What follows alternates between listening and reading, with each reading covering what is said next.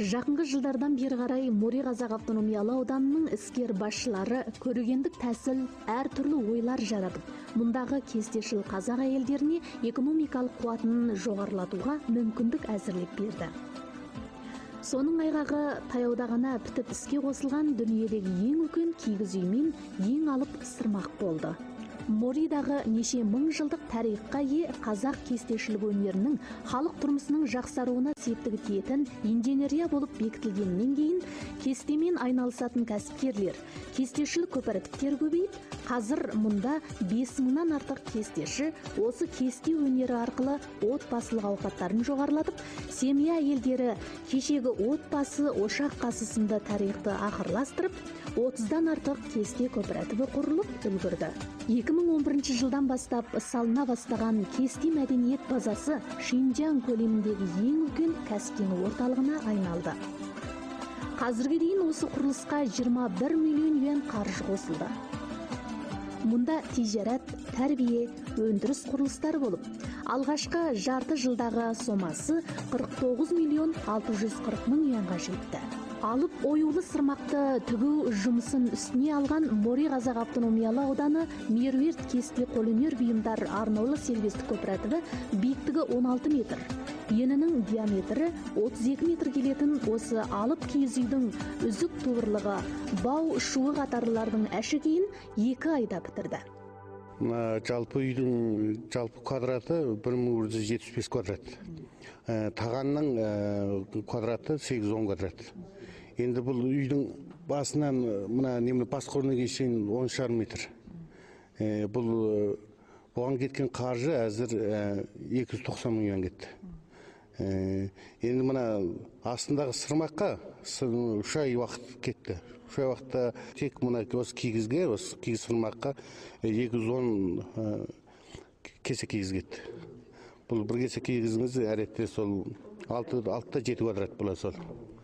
Енді мынаның жалпы осы қос қабат мынау, астын қабаты мен үстін қабатын қосқанда жалпы кеткені 1800 квадрат кигіз кетті. Жинемен құдық қазғандай болдық бұны. Өте жапалы істедік.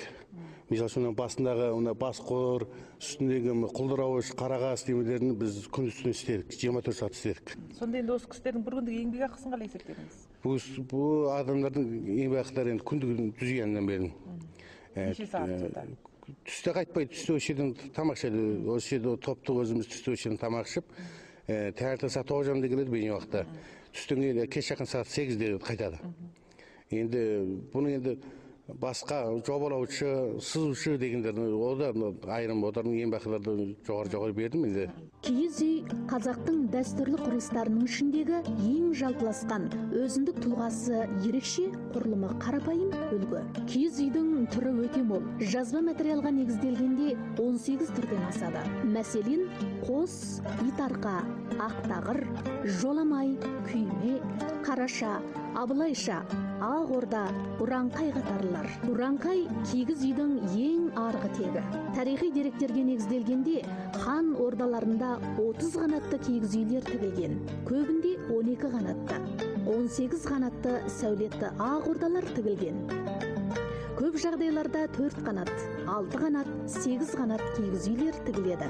Ал біз көріп отырған алып кигіз үй қазақ тарихында болып көрілмеген үлкендігімен ерекшеленеді. Бұл қызмет, бұл жұмыс 8 айдың басында басталған. Бұл алып кигіз үй қазағымыздың дәстүрлі мәдениетін, ою-өрнек мәдениетін халықараға әйгілейтін бір тамаша орай болды. Бұнда біз туысқан ұлттар болсын, халықара дүние болсын, қазағымыздың осындай әдетте қарапайым ою-өрнектерінің құнын, оның базарға ой салатын шамасы бар екендігін әйгілейтін бір ерекше бір жақсы бір орай болды деп білемін. Бұл ою-өрнектердің барынша қазақ тұрмысынан, қазақи ою-өрнектен шығуын талап еттік те, ең алдымен қыруар өрнектерді көріп саралап отырып, осы жердегі ерекше шебер апайлар бар, апалар бар, соларға көрсету арқылы бұрынның нағыз қазақ өмірінен шыққан ою-өрнектерді алып осыған жапсырдық деп білеміз. Екіншіден, бұл ою-өрнектерді түзу барысында бұл енді ешқандай компьютер, ешқандай тігім мәшинесі, кесу мәшинесі, жапсыру мәшинесі деген сияқты ешқандай нәрсе істетпедік. Осы тек қана қолмен сызуға ойыстықтап, бұнда барынша бұл ою-өрнектердің сәйкесімділігін, симметриялығын, былайша айтқанда біркелкілігін сақтауға ерекше көңіл бөлдік. Үшіншіден, реңдердің шешуіне өңдеуіне ерекше көңіл бөлдік. Былайша айтқанда бұл енді алдымен жобасын алып шықтық та, ой шыққаннан кейін реңдерді сәйкестіріп көрдік. Содан кейбір келіспей қалған, өзіміз шешім ете алмаған кісілерді, осы жерде апалар бар, апайлар бар, сол кісілерді көрсетіп, мына бояу теңшей алады. Сол кісілерді көрсетіп, мына шеш демек, одан әкім жолдасқа да Азат жолдас көрсетті ғой деймін, сол кісіге көрсетіп, бірақ сондай барысынан үлгі алып көрсетіп отырып, осындай шешіммен келіп, барынша осындай қазақилық өмірден жуғына құрмет еттік, былайша айтқанда. Қазақтың киіз үйі тұлғасы жағынан моңғолдардың киіз үйінен көп барықты келеді. Олай дейтініміз, қазақтың киіз үйі алдымен типтік күмбезді құрылым болып, қиықшар пішінді төбеден шаңырақтан, қиық конус пішінді күмбезден, цилиндр пішінді кереге іргеден құралған құрама тұлғалы құрылыс. Ауырлық көтеретін құрылымдарынан алып айтсақ, қазақ киіз үйінің қаңқасы төбедегі салмақты көтеретін құрылым шаңырақ. Жоғардағы салмақтан түскен күшті төменге жеткізумен бірге күмбезге түскен ауырлықты көтеретін құрылым уықтардан барлық салмақты көтеретін, әрі сол ауырлықты жерге өткізіп беретін құрылым керегеден құралады. Үйдің диаметрі 30 метрде, жалпы ауданы, ішінің жалпы ауданы 8-10 квадрат метр келеді. Енді жер тағаннан керегенің қабырға биіктігі 7,5 метр. Шаңырақтың түбінен уықтың басы кереге қосылған жерге дейінгі ұзындығы 13 метр келеді. Шаңырақтың түбінің диаметрі 8 метр болып, жалпы одан 50 квадрат метр. Шаңырақтың жер тағаннан күлдіреуіштің басына дейінгі биіктігі 2,80 метр. Шаңырақтың жалпы ауырлығы 3,5 тонна келеді. Енді осы алып ағаш есікке де бір талай ағаш кеткен болу керек? Солай. Сөзсіз бұл қазақ киіз үйінің есігі сөзсіз ағаш есік болу керек. Ағаш есік болу үшін ол сөзсіз ағаштан құрам табады. Осы ағашты мәнерлеп жасап, осыны тақтайға айландырып, тақтайды құрап, одан ою өрнек шығару үшін осы бастан өтеді ғой. Сол үшін осының жалпы біздің осы есіктің алдыңғы үлкен есігі болып, артқы екі амандық есігінің іші сыртын толық қаптауына негізінен 12 күп ағаш кетті. 12 күп ағашыңыз аз ағаш емес. Сөзсіз ағаштан болады дегеннен кейін ағаштан ойып шықтық. Қазақ киіз үйі бастысы ағаштан жасалатын қаңқасы мен киізден және тоқыған шиден жасалатын жамылтқыдан құралады. Киіз үй деп атағанда ең негізгі материалы киіз екендігі атынан шығып тұр. Киіздің материалы қой жүні. Киіз басу барысында әсем өрнектер шығару үшін жүнге әртүрлі бояулар қосады. Дәстүрлі киіз басу шеберлігінде қой жүні, жүн түту, жүн сабау, шиге жаю, су шашып шиге орап тебу, білектеп пісіру сынды барыстардан өтіп, киіз болып дайындалады. Бұны бояу барысында бұл енді үлкен нәрсе болғаннан кейін бұның шеңбері ішкі жағынан барған сайын көлемі кеңейіп отырған бұның. Содан кейін бұның да көлемі кеңейген сайын бұның әгі іші бір бөлек, сырты бір бөлек, екі түрлі реңді бояуменен боялады екен. Бұна үлкен алып дүние болғаннан кейін бұл кішігірім қазанға сыймайды. Сондықтан бұны айырым қазан жасатқан. Қазанның жалпы ұзындығы 1,80 см, енінің кеңдігі 1,30 см, биіктігі 80 см болған. Бұның жалпы су сыйымдылығы 1 тонна су сияды қазанға. Бір түрлі бояуға түстің алдында 1 тонна суға 2 рет қайнатамыз. Түстен кейін және 1 тонна су алмастырып, оны тағы да 2 рет сыртын қайнатамыз. Мәселен, бұл бояу болғаннан кейін бүгін қойып қойып, ертеңге бастауға болмайды екен, бұл келмейді. Сондықтан болған сол тұрақты өз еңбек ақын сол дүз янынан айланды ғой. Күніне.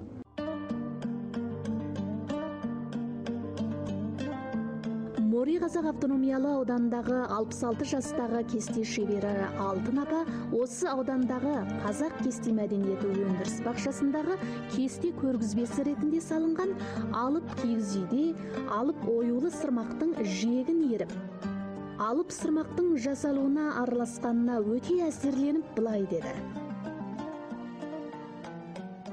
Бұл жерге келгеннен кейін осы бірінші рет осының шетіндегі киіздерін ойып барлығын дайындап болыпты. Оны жасаған мына осы қасымда отырған мынаның аты Алтын, осы Алтындар және басқа адамдар бар. Осын жасап болғаннан кейін бастап 10 айдың 10-нан бастап осының бояуына кірісіп кеткен. Ар жағындағы жұмысы ол енді бітіп болған екен. Осы бояушылық жұмысын істеп келгенде енді мен өз басымнан алып айтқанда осы бояушылығын кеңшеп беруі, Ал онан кейінгі істеген жұмысым осы оюды басқалар ойып, жөрмеп, жиегін басып болғаннан кейін бітіп шыққан 10-20-25-ке шейін кетеді әр бөлшегі. Солардың ішіндегі мына теңшеп беру, осы жұмыстарын дөңгелек, мына дөңгелектің шеңберлерін келтіріп теңшеп беру жұмысын істеп келіп тұрдым. Оның кейінгі жұмысым осының барлық жиектерін иіріп үлгертіп тұрдым. Барлығы да кеп белсеніп осы жұмысқа табандылықпен кірісті. Қанша қиналып тұрса да, 5 саусағы бірақ ойылып, 5 саусағына да көнтігіп отырып істеп отырғанды адамдар бар. Мына жиек басуда. Бұл оңай емес қой, бұл шаруа деген. Айтуға бітіп шыққанда оңай болғанмен, жасалуы таудан асқандай, бағана инемен құдық қазғандай деп жатыр ғой, сол нақты әмәлият. Біз келсек, осының ішінде бір 2 машинедей кигіз бар екен, 50 мыңға кепті ақ кигізді. Сонымен 50 мыңға келген ақ кигізді сыртылдатып пішіп отырып, сонымен 10 күн пішіп жобалап, сонымен Зайымхан мұны жобалады, жоспарын алды. Біз енді осыдан кейін осы бояуына рең беріп, жиегіне рең беріп, қолдаймыз, қуаттаймыз деп, осы қолынан іс келетін адамдар жинап кірісіп кеттік. Сонда бұған кеткен бояудың өзі 15 мыңның бояуы кетіп отыр. Жіптің өзі бүртімен 3 мың кетіп отыр. Нақ әмәлият осы бастан аяқ көзімен 13 мың. Нақ көзім көріп отыр мұнаның. Ал енді бояу қазан жаңа Сая деген жігіт айтып кетті, оны пошукаңнан жасатты, 2 тонна су сиятын үлкен пошукаң қазан адам көтере алмайды оны. Ол әдеттегі қазанның, қазақтың мынандай аядай қазан емес, бұның көлемінің кеңдігі. Сонда енді мына кісі айтып жатыр жаңа апайымыз. Бұның ішінде береке бірлігіміздің қазақтың әгі бір жілік ет, бір шенекчей бөлінбеген еншісі біздің әсіресе ынтымақтығымыз. Осының ішінде 30 қанша адам екіден жібәріміз, етіміз, асуды, дастарқанымыз кең, майрағайда дайрағай, осы қазақ көңілдіміз. Осыған бір қазаққа, ендігі ұрпаққа бір естелік қалдырғанымызға біз мақтанамыз.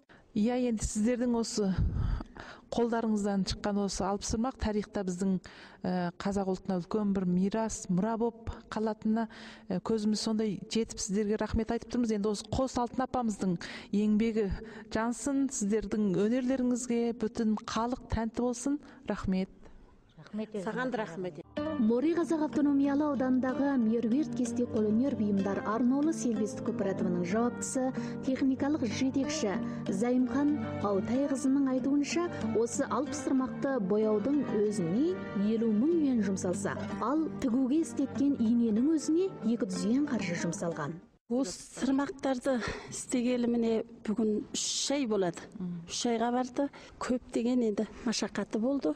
Бірақ та біз енді өз салтымыздың қазақ енді мынандай жарыққа шығуын, басшыларымыздың қолдап қуаттап осындай шаруа тауып мынандай қазақы үйді бүйтуін қатты қуанышта болып, ондай шаршап бұған қиналдық қой демедік. Қуаныш өте жақсы. Енді осы ақырласу кезеңіне келдік. Енді осының да бұрын енді бұл сырмақты біздің осы үлкен кәрияладырдың жасауы енді бірақ кигіз жүнмен жасалады.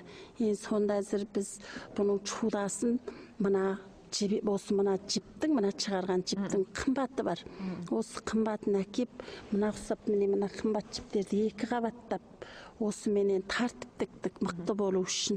Одан әр қайсысы сапалы болу үшін барлығына кепілдік. Оның көйін осының мынандай үлкен нәрсеге бұрынға кіттей 4 метрлік сырмаққа басылатығын 2 қабаттар келмейді. Бұған 3-6 қабаттың менен есіп, еріп бастық. Сонда мына үлкен айдынды көрінеді. Сонда осының барлығының сапалы болуы, бояуының қануы, мүйіздің ерчімділігі, осының барлығына көңіл бөліп отырып, жіңішкелікпен жасалды. Қазақ кигіз үйінің сәулеті мен салтанаты, байлығы мен бақытының символы сияқтанған осы алып кигіз үй келесі ұрпаққа ой тастар. Қазақ мәдениетінің айдыны іспетті мен мұндалап, ары өткен, бері өткен жүргінші мен саяхаттаушыларды өзіне баурар хақ. Ісмер қолдармен іскер жеңгелерден құрам тапқан 30-дан артық кестеші 3 ай уақытта осы алып кигіз үйдің жасау жабдығын даярлап үлгерді. Сәлеметсіз бе, сіз енді осы алып кигіз үйдің, алып сырмақтың қандай жұмыстарын араласып, осыда қандай міндет атқардыңыз?